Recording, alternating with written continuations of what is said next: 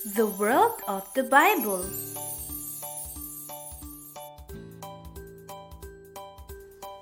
Here's a series of videos that brings us the history, geography, and social backdrop to life in biblical times.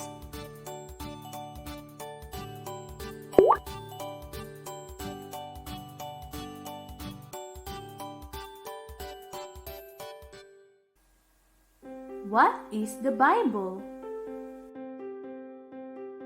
The Bible is a library with a collection of 73 books, 46 in the Old Testament and 27 in the New Testament.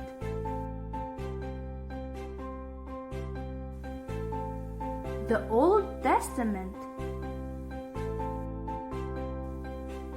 The 46 books in the Old Testament are an assortment of law, history, poetry and wisdom, and prophecy. Different authors wrote them with a distinct writing style.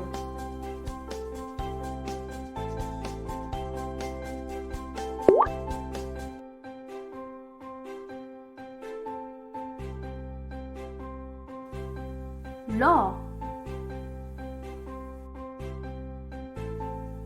Its first 5 books, namely Genesis, Exodus, Leviticus, Deuteronomy, and Numbers, are collectively known as the Pentateuch, meaning 5 scrolls.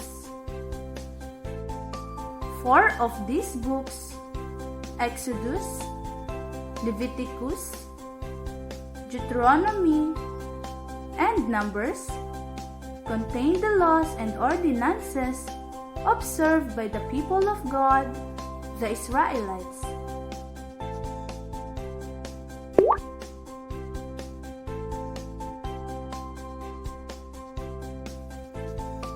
The historical books. The books of Joshua, Judges, Ruth, 1st and 2nd book of Samuel, 1st and 2nd book of Kings, 1st and 2nd book of Chronicles,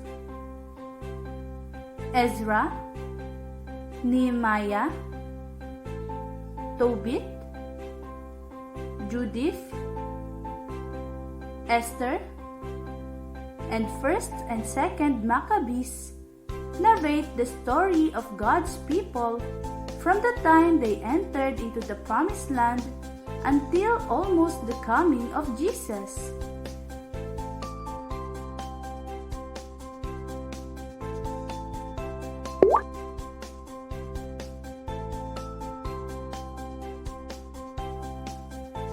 Poetry and wisdom.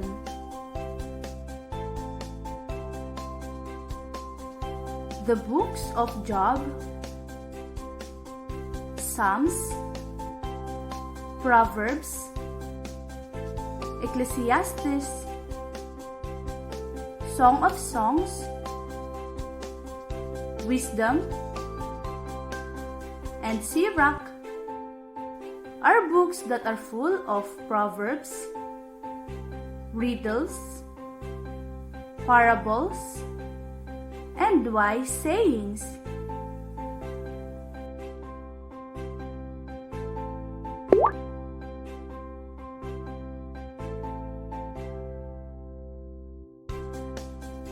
Prophecy.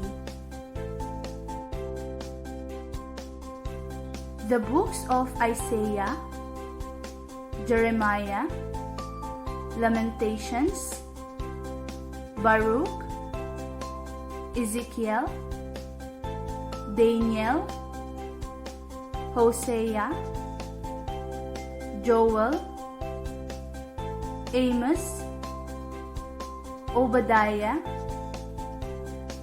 Jonah, Micah, Nahum, Habakkuk, Zephaniah, Haggai, Zechariah, and Malachi contain the stories and proclamation of prophets who were sent to explain to God's people what had happened in the past, speak out against present evil, and reassure Israel of God's promise of salvation.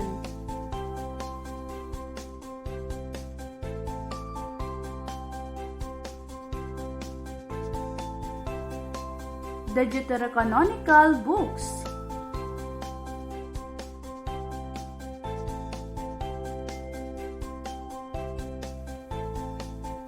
Among the 46 books of the Old Testament, there are what we call the Deuterocanonical books.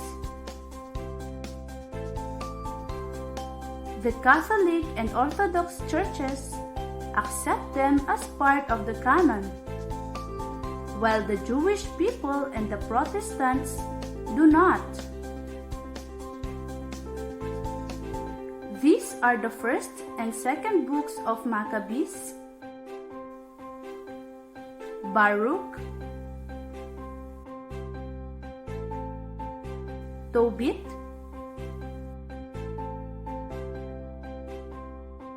Judith,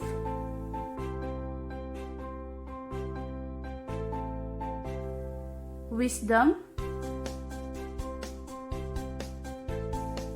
Sirach, and part of Daniel.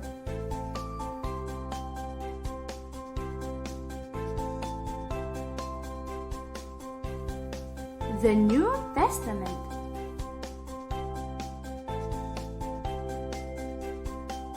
The last 27 books of the Bible belongs to the New Testament and are classified into 3 types of writings: historical, epistolary, and apocalyptic.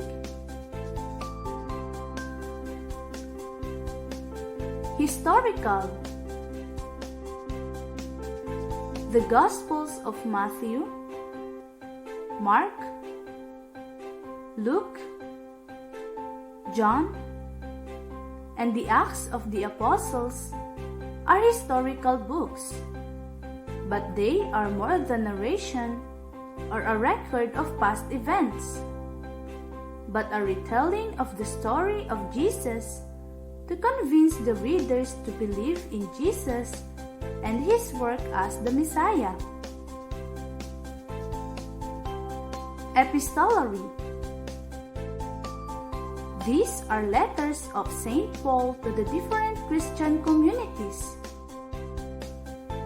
individual Christians,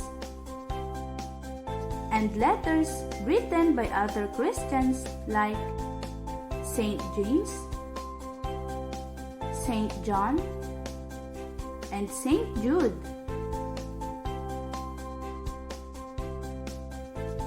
Apocalyptic. This refers to the last book of the Bible, the book of Revelation. This book begins with the letters to 7 churches in Asia Minor and continues with visions about the last days.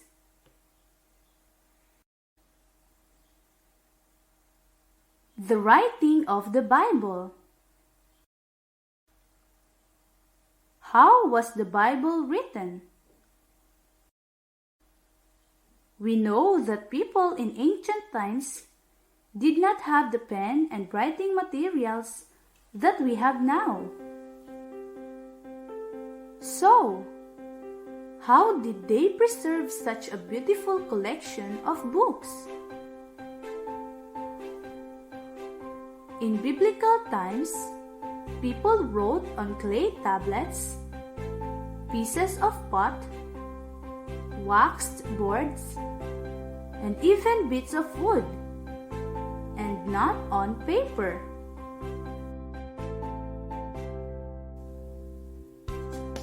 They also wrote on parchment made of sheepskin or on papyrus, a sheet similar to a paper in modern times, made from papyrus reed, which grows near the river Nile. They used different tools to write on different surfaces. For example, they used a sharp-pointed stylus to write on wax or wood, a reed brush or quill pen to write on papyrus or parchment.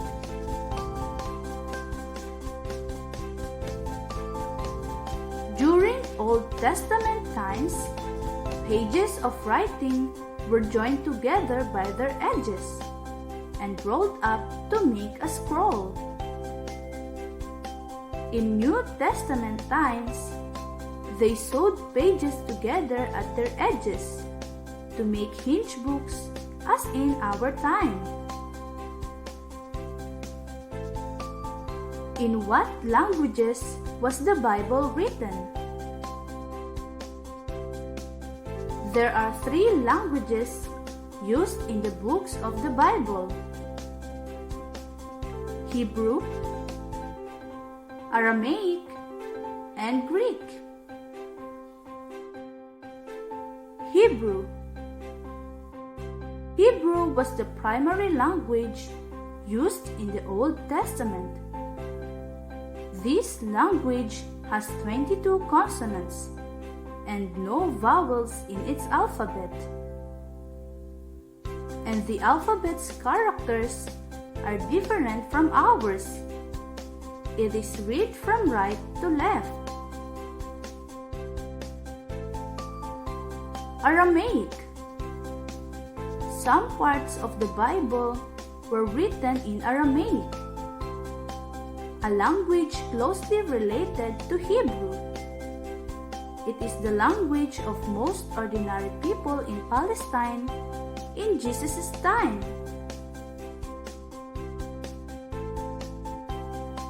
Greek. The Greek alphabet has 24 letters, different from the letters in our alphabet. It was used in parts of the Old Testament and the New Testament.